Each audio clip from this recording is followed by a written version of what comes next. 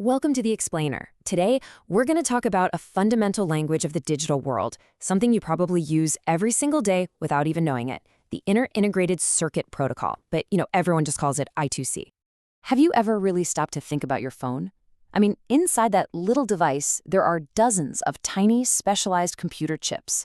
You've got one for the screen, one for the battery, the camera, the touchscreen. So how do they all talk to each other? How do they coordinate without it just being a chaotic mess of wires? Well, the answer is kind of amazing. They do it with just this many wires. That's it, just two. It's an incredibly smart and honestly elegant solution to what seems like a really complex problem. And that's what we're going to break down today. So let's dive right in. This two-wire conversation is basically a universal language that allows all these different components, often from totally different manufacturers, to communicate with each other perfectly. And it's not new technology. I2c was developed way back in 1982 by Philips. The whole idea was to create a simple, pretty low-speed way for a main brain, like a microcontroller, to talk to all the little helper chips around it. Things like sensors, memory, you name it. So how does it actually pull this off with just two wires? Well, it all comes down to the physical layer, the wires themselves, and the really clever way they're connected. Okay, so those two wires are called SDA and SCL. SDA stands for Serial Data Line. That's the road that the actual information, all the ones and zeros, travels on. Then you have SCL, the Serial Clock Line. And you can think of this one as the heartbeat. It sends out a steady pulse that tells every single device on the line exactly when to look at the data line to read the next bit. Now, the real magic that lets multiple devices share these wires without shorting out is a concept called open drain. See, instead of devices actively pushing a high voltage signal, the line is just held high by default using a simple resistor. So to send a zero, a device just connects the line to ground, pulling it low.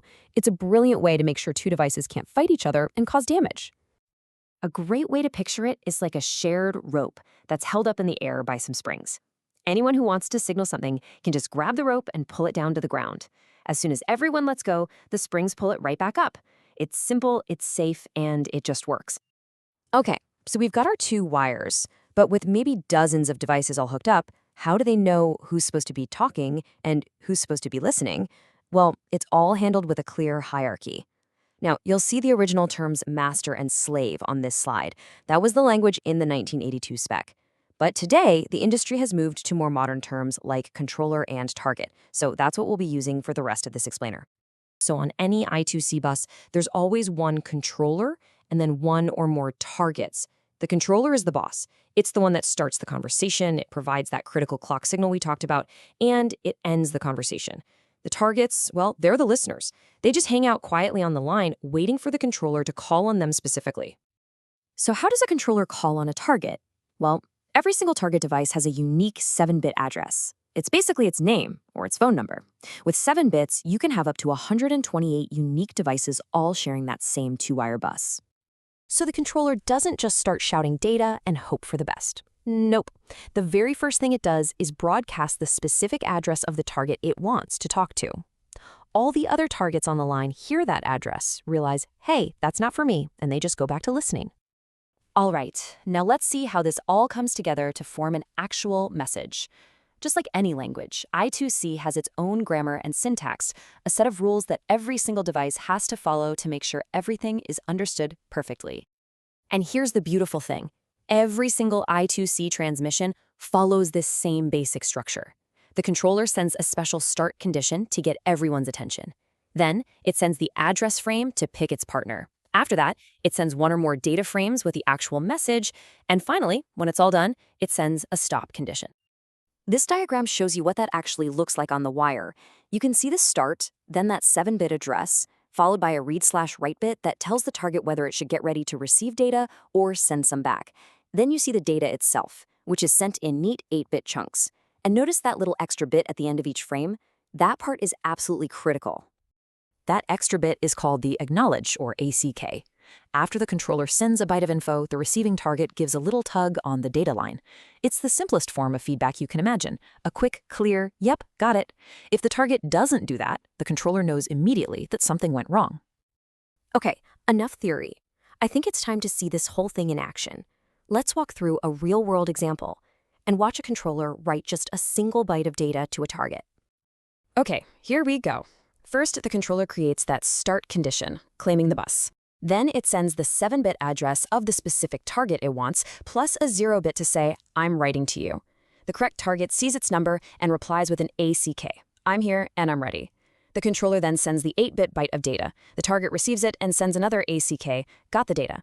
And finally, the controller issues a stop condition, and the conversation is over. The bus is now free for anyone else to use. So why are we still talking about a protocol from 1982? I mean, in the tech world, that's ancient history. It matters because its simple, elegant design solved a huge problem so well that it became a cornerstone of almost all modern electronics. Its success really comes down to these 3 things. Simplicity, just 2 wires means fewer pins on chips and simpler circuit boards. Cost, it is incredibly cheap for manufacturers to build this into their hardware. And scalability, you can easily add more devices to the bus later without having to redesign the whole system. And all of that has given it this incredible staying power. Invented in the early 80s, it was already an industry standard by the 90s, and today, 4 decades later, it is absolutely everywhere. It's the quiet, reliable workhorse inside nearly every single piece of technology you own. And that's really the big takeaway here. i2c is a masterclass in engineering.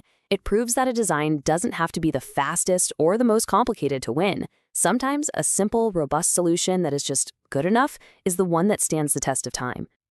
I mean, think about it. This was invented before the World Wide Web even existed, and it's still a fundamental piece of the technology that powers our world today. It really makes you stop and think, what is that secret ingredient that makes a simple idea not just useful for a little while, but truly timeless?